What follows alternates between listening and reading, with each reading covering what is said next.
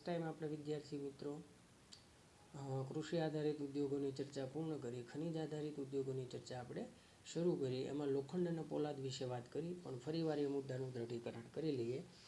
લોખંડ અને પોલાદ ઉદ્યોગ આધુનિક ઔદ્યોગિક અને આર્થિક વિકાસની ધરી સમાન છે. તેના ઉત્પાદનોથી જ અન્ય ઉદ્યોગોના યંત્રો અને અન્ય સંરચનાનું નિર્માણ થાય છે. આ ઉદ્યોગને ચાવીરૂપ ઉદ્યોગ પણ ગણી શકાય. એટલે કે અહીંયા એમ વાત કરેલી છે કે લોખંડ પોલાદનો ઉદ્યોગ છે એ અન્ય ઉદ્યોગોના ચાવીરૂપ ઉદ્યોગ ગણવામાં આવે છે. ભારતમાં લોખંડ બનાવવાની પ્રક્રિયા ઘણી પ્રાચીન છે. દમાસ્કસમાં તલવાર બનાવવા માટે લોખંડની આયાત ભારતમાંથી કરવામાં આવતી. ભારતમાં આધુનિક રીતે લોખંડ બનાવવાનું પ્રથમ કારખાનું તમિલનાડુના પોર્ટોનોવોમાં સ્થપાયું, પણ કેટલાક કારણોસર તે બંધ થઈ ગયું. પશ્ચિમ બંગાળમાં કુલ્ટી ખાતે કાચા લોખંડનું સફળ ઉત્પાદન થયું.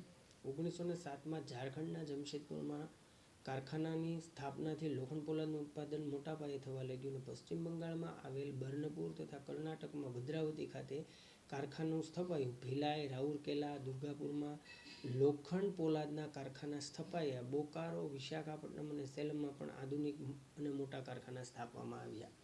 એટલે અહીંયા એક વાત કરેલી છે કે દમાસ્કસ નામના દેશની તલવારો જે છે એ ભારતમાં બનાવવામાં આવતી.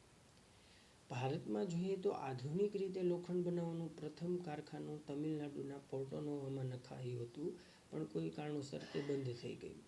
ત્યારબાદ પશ્ચિમ બંગાળમાં કુલ્ટી ખાતે કાચા લોખંડનું સફળ ઉત્પાદન થયું. 1907માં વાત કરીએ તો ઝારખંડના જમશેદપુરમાં કારખાનાની સ્થાપનાથી લોખંડ પોલાદનું ઉત્પાદન મોટા પાયે થવા લાગ્યું.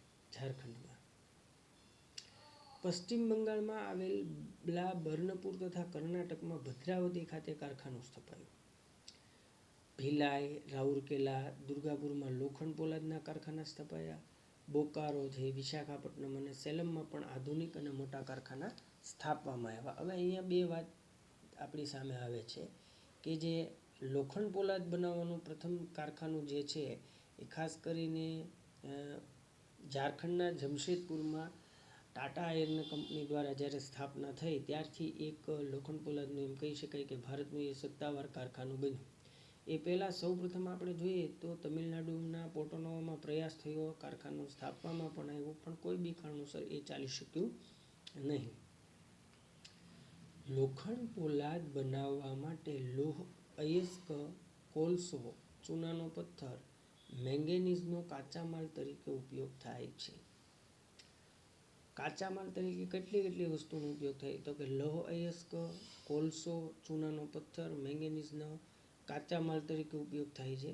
ગુજરાતમાં અજીરા પાસે મિની સ્ટીલ પ્લાન્ટ પ્રસ્થાપિત થયો છે.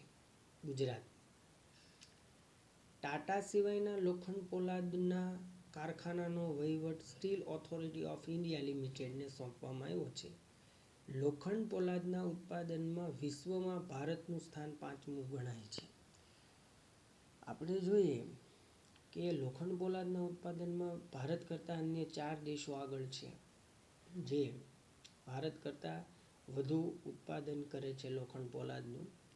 અને લોખંડ પોલાદમાં જે કાચી ધાતુનો ઉપયોગ થાય છે અથવા કાચા માલ તરીકે તો લોહ અયસ્ક આવે, કોલસો, ચૂનાનો પથ્થર અને મેંગેનીઝનો સમાવેશ થાય છે. અહીંયા આપણી સામે ભારતનો નકશો દ્રશ્યમાન છે, જેમાં બધે રેડ સ્પોટ દેખાય છે લોખંડ પોલાદના સંકુલો છે.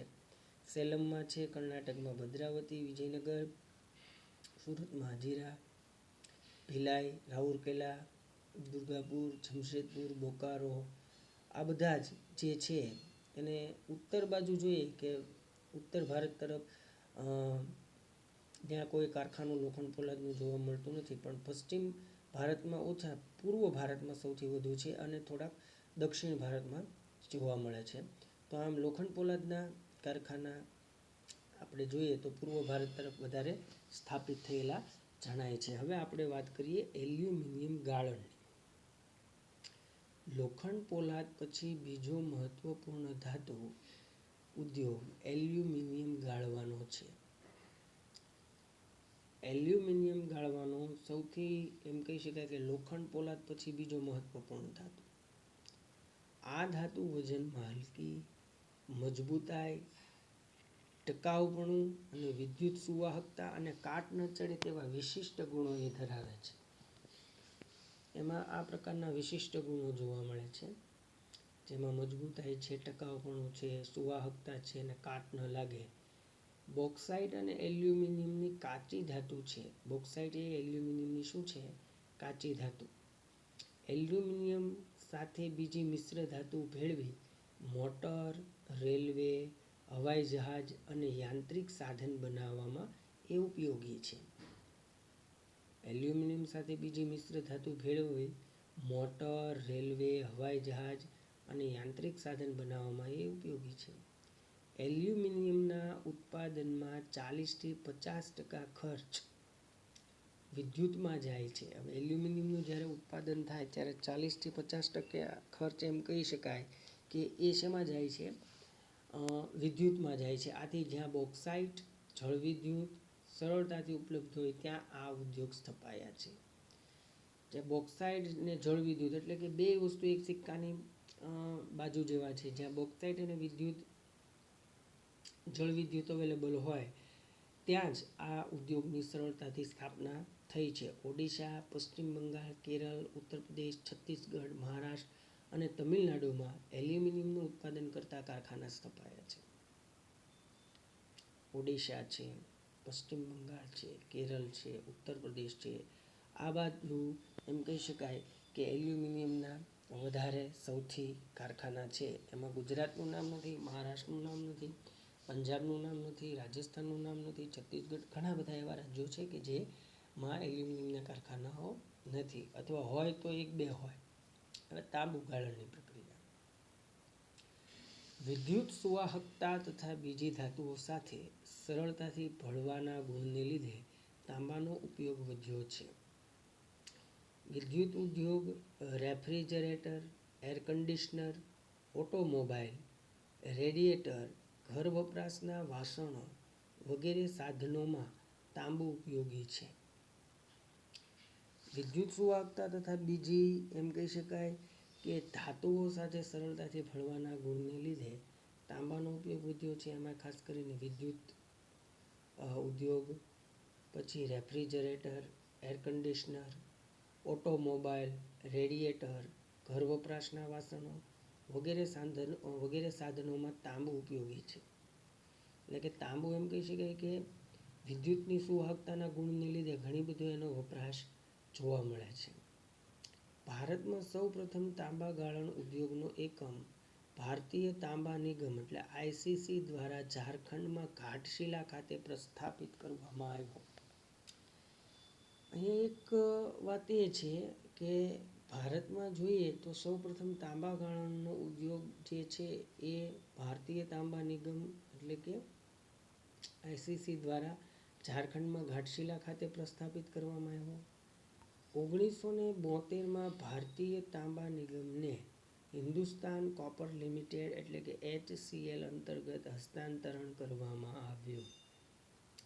1972માં આજે હિન્દુસ્તાન કોપર લિમિટેડ ઉપરાંત ખાનગી ક્ષેત્રમાં પણ તાંબાનું ઉત્પાદન કરવામાં આવે છે. તેમ છતાં ભારતમાં પોતાની જરૂરિયાતનું ઉત્પાદન ન થતું હોવાથી વિદેશમાંથી એ આયાત કરવું પડે છે. વિદેશમાંથી એને આયાત પણ કરવું પડે છે. કોને? તો કે તાંબાને. તાંબાની જે વિશેષતા છે એ વિદ્યુત સુવાહકતાના ગુણના કારણે ઇલેક્ટ્રોનિક વસ્તુમાં મોટાભાગે તાંબાનો ઉપયોગ કરવામાં આવે છે. ત્યારબાદ આપણે રસાયણ ઉદ્યોગની વાત કરીએ તો રસાયણ ઉદ્યોગના ઉત્પાદનમાં ભારતનું સ્થાન મહત્વનું છે. આપણે અત્યારે કયા ઉદ્યોગોની વાત કરીએ છીએ? જે ખનિજ આધારિત ઉદ્યોગ છે. સૌ પ્રથમ એમાં આપણે લોખંડ પોલાદ વિશે વાત કરી. લોખંડ પોલાદ બાદ આપણે તાંબા વિશે વાત કરી, તાંબા ગાળણની પ્રક્રિયા, પછી એલ્યુમિનિયમ વિશે વાત કરી અને હવે વાત કરીએ છીએ રસાયણ ઉદ્યોગ વિશે. રસાયણ ઉદ્યોગના ઉત્પાદનમાં ભારતનું સ્થાન મહત્વનું છે. રસાયણો 2 પ્રકારના હોય છે. અહીંયા રસાયણોના પ્રકાર પાડવામાં આવ્યા છે કે ભાઈ રસાયણ છે એ 2 પ્રકારના હોય છે. એક કાર્બનિક રસાયણો અને એક અકાર્બનિક એટલે કુદરતી અને અકુદરતી અથવા કૃત્રિમ કહી શકાય. કાર્બનિક રસાયણ ઉદ્યોગના સંદર્ભે પેટ્રો રસાયણ જેમાં ખાસ કરીને પેટ્રોકેમિકલ્સ મુખ્ય છે.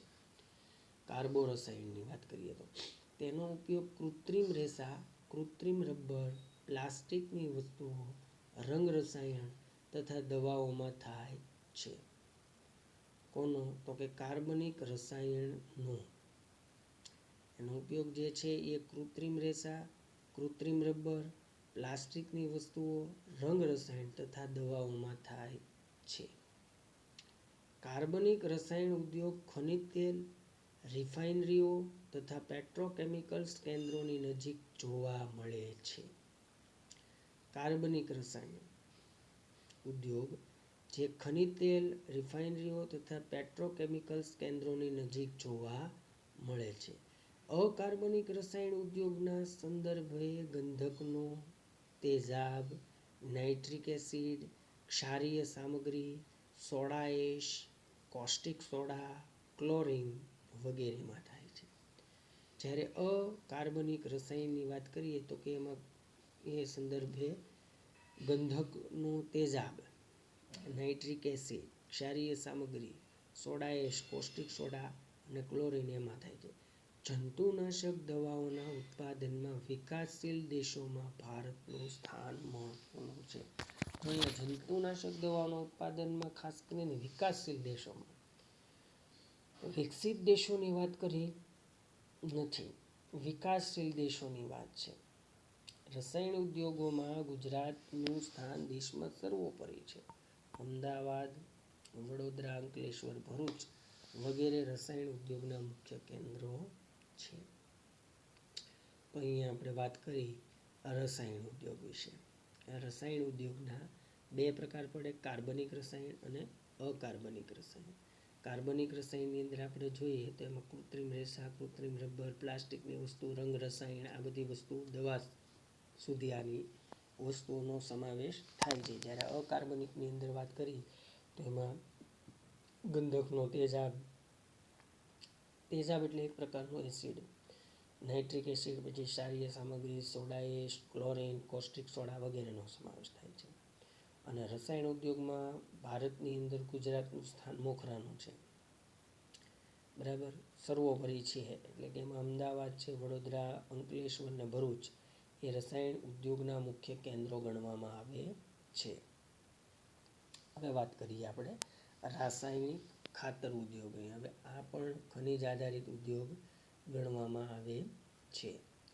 તો રાસાયણિક ખાતર આધારિત ઉદ્યોગ કઈ છે? એટલે કે એક વસ્તુ તો આપણે સમજી શકીએ કે ભારત દેશ છે જે વિશ્વની અંદર એની મુખ્ય આર્થિક પ્રવૃત્તિ તરીકે શું ઓળખાય છે? તો કે એ ખેતી પ્રધાન દેશ છે. અને ભારત દેશની વસ્તી એમ ગણીએ તો 70%થી પણ વધુ વસ્તી એમ કહી શકાય કે ખેતીમાંથી જ આવક મેળવે છે.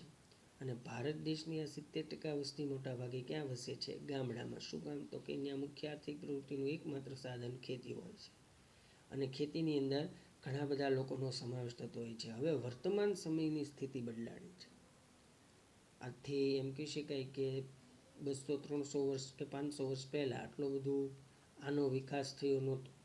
પણ વર્તમાન સમયમાં રાસાયણિક ખાતરનો ઉપયોગ દરેક ખેડૂત પોતાની ખેતીની અંદર પાકની વૃદ્ધિ ઝડપથી થાય એ હેતુસર કરે છે. એમાં પણ ખાસ કરીને વિદ્યાર્થી મિત્રો રોકડિયા પાકનું ઉત્પાદન વધવા લાગ્યું છે.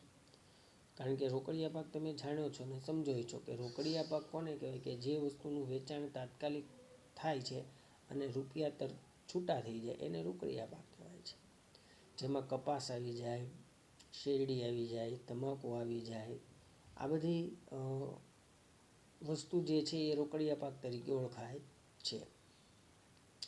દેશનું સૌપ્રથમ રાસાયણિક ખાતરનું કારખાનું 1906માં તમિલનાડુમાં આવેલ રાનીપેટ ખાતે સ્થપાયું હતું. 1906માં તમિલનાડુમાં આવેલ રાનીપેટ ખાતે આ સ્થપાયું હતું. આ ઉદ્યોગનો વિકાસ ફર્ટિલાઇઝર કોર્પોરેશન ઓફ ઇન્ડિયા દ્વારા પ્રસ્થાપિત બિહારના સિંદરી ખાતેથી થયો. અહીંયા એમ કીધું છે કે આ ઉદ્યોગનો વિકાસ ફર્ટિલાઇઝર કોર્પોરેશન ઓફ ઇન્ડિયા દ્વારા પ્રસ્થાપિત બિહારના સિંદરી ખાતેથી થયો. ગુજરાત, તમિલનાડુ, ઉત્તર પ્રદેશ, પંજાબ અને કેરળમાં ખાતર ઉદ્યોગ કેન્દ્રિત થયેલ છે. ખાસ કરીને ખાતર ઉદ્યોગ કઈ કઈ જગ્યાએ કેન્દ્રિત થયેલ છે? તો કે ભાઈ ગુજરાત છે, તમિલનાડુ છે, ઉત્તર પ્રદેશ છે, પંજાબ અને કેરળમાં ખાતર ઉદ્યોગ કેન્દ્રિત થયેલ છે. ગુજરાતમાં કલોલ, કંડલા, હજીરા, ભરૂચ, વડોદરા વગેરે સ્થળોએ રાસાયણિક ખાતરના કારખાના આવેલા છે. કલોલ, કંડલા, હજીરા, ભરૂચ, વડોદરા વગેરે સ્થળોએ રાસાયણિક ખાતરના કારખાના આવેલા છે. તો સ્વાભાવિક જ એ વસ્તુ અહીંયા પ્રસ્થાપિત થયેલી દેખાય છે. બરાબર. હવે પ્લાસ્ટિક ઉદ્યોગ જે છે એની વાત કરી લઈએ કે પ્લાસ્ટિક ઉદ્યોગને સનરાઈઝ ઇન્ડસ્ટ્રી પણ કહે છે. દેશમાં દર વર્ષે ઉત્તરોત્તર પ્લાસ્ટિકની કાચા માલની માંગમાં વધારો થાય છે. ખાસ કરીને આપણે વિચારીએ કે અત્યારે આપણે એવી કઈ કઈ વસ્તુ કે જેનો ઉપયોગ કરીએ છીએ એ પ્લાસ્ટિકની હોય, તો ઘણી બધી વિદ્યાર્થી મિત્રો આંગળીના વેઢે ગણી ન શકાય એટલી બધી વસ્તુઓ છે કે જેનો આપણે ઉપયોગ કરીએ છીએ પ્લાસ્ટિકમાંથી બનતી હોય છે. વોટરપ્રૂફિંગ તથા બીબામાં ઢાળી શકાય તેવા ગુણના કારણે પેકિંગ, રસાયણોના સંચયન, ટેક્સટાઇલ, મકાન બાંધકામ, વાહન નિર્માણ, ઇલેક્ટ્રોનિક્સ વગેરેમાં તેનો ઉપયોગ થાય છે. એટલે કે કેટલી વસ્તુમાં, તો કે ખાસ કરીને એના બે ગુણ છે અહીંયા. એક તો વોટરપ્રૂફિંગ તથા બીબામાં ઢાળી શકાય તેવા ગુણના કારણે, પેકિંગ, રસાયણોના સંચયન, ટેક્સટાઇલ, મકાન બાંધકામ, વાહન નિર્માણ, ઇલેક્ટ્રોનિક્સ વગેરેમાં તેનો ઉપયોગ થાય છે. દિલ્હી, મુંબઈ, કોલકાતા, બેંગાલુરુ, વડોદરા, વાપી, કાનપુર, કોયમ્બતુર અને ચેન્નઈ પ્લાસ્ટિક ઉત્પાદનના મહત્વના એમ કહી શકાય કે કેન્દ્રો છે. કઈ કઈ વસ્તુ? તો દિલ્હી, મુંબઈ, કોલકાતા, બેંગાલુરુ, વડોદરા, વાપી, કાનપુર આ જે છે એ એમ કહી શકાય કે પ્લાસ્ટિક ઉદ્યોગના સૌથી મહત્વના કેન્દ્રો ગણી શકાય એમ છે. બરાબર. તો હવે આપણે વાત કરીશું સિમેન્ટ ઉદ્યોગની. એટલે કે અત્યારે જે આપણે ઉદ્યોગોનો અભ્યાસ કરી રહ્યા છીએ એ ઉદ્યોગો ખનિજ આધારિત ઉદ્યોગ છે. જેમાં સૌ પ્રથમ આપણે લોખંડ પોલાદની વાત કરી, ત્યારબાદ આપણે એલ્યુમિનિયમની વાત કરી, ત્યારબાદ આપણે તાંબાની વાત કરી, ત્યારબાદ આપણે રસાયણની વાત કરી, ત્યારબાદ રાસાયણિક ખાતરની વાત કરી, ત્યારબાદ પ્લાસ્ટિકની વાત કરી અને હવે વાત કરીશું આપણે સિમેન્ટ ઉદ્યોગની. એટલે તમે વિચારો કે સિમેન્ટ ઉદ્યોગ જે છે વિદ્યાર્થી મિત્રો, એનું મહત્વ શું છે? તો સિમેન્ટ ઉદ્યોગનું મહત્વ એટલું જ છે કે દેશના પાયાના ઉદ્યોગમાં તેનો સમાવેશ થાય છે. દેશના નિર્માણ કાર્યમાં તેનો ભાગ મહત્વનો હોય છે.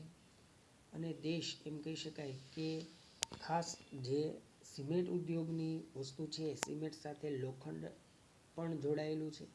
એટલે સિમેન્ટ અને લોખંડ અને પોલાદ આ ત્રણ ઉદ્યોગ જે છે એ ભારે પાયાના ઉદ્યોગમાં એનો સમાવેશ કરવામાં આવે છે. બરાબર. તો મકાન બાંધકામ, સડકો, બંધો વગેરેના નિર્માણ કાર્ય માટે સિમેન્ટ અનિવાર્ય બને છે. કઈ કઈ વસ્તુ માટે સિમેન્ટની જરૂર પડે? તો કે મકાન બાંધકામ, સડકો, બંધો વગેરેના. ચીન પછી સિમેન્ટ ઉત્પાદનમાં વિશ્વમાં ભારતનો ક્રમ બીજો છે. ચીન પછી તે વિશ્વના આશરે એમ કહી શકાય કે 6% ઉત્પાદન કરતો દેશ બન્યો છે. સિમેન્ટનું ઉત્પાદન વિશ્વમાં સૌથી વધારે કોણ કરે છે? કે વિશ્વમાં સૌથી વધારે સિમેન્ટનું ઉત્પાદન કરતો કોઈ દેશ હોય તો એ ચાઇના છે. ચાઇના પછી જો બીજા ક્રમે કોઈ દેશ આવતો હોય તો એ આપણો દેશ ભારત છે. હવે તે વિશ્વના આશરે 6% ઉત્પાદન કરતો દેશ બન્યો છે. એટલે કે એમ કહી શકાય કે વિશ્વના લોકોની 6% જરૂરિયાત એકમાત્ર ચીન સંતોષી નાખે છે. અને ચૂનાના પથ્થર, કોલસો, ચિરોડી આ બધી જ વસ્તુ એમાં ભેળવામાં આવે છે જ્યારે સિમેન્ટ બનાવવામાં આવે ત્યારે. તો વિદ્યાર્થી મિત્રો, આમ અહીં આપણે ખનિજ આધારિત ઉદ્યોગોમાં છેલ્લે સિમેન્ટ ઉદ્યોગની ચર્ચા બાકી રાખીએ છીએ. પણ એ પહેલાં જે ચર્ચાઓ થઈ એ ચર્ચાઓને તમે સારી રીતે સમજ્યા હશો. એ મુદ્દાઓનું દૃઢીકરણ સારી રીતે કરજો. એ જ અપેક્ષા સાથે કે તમે બધા મુદ્દાઓને સારી રીતે સમજ્યા હશો. એ સાથે હું અહીં વિરમું છું. Thank you very much.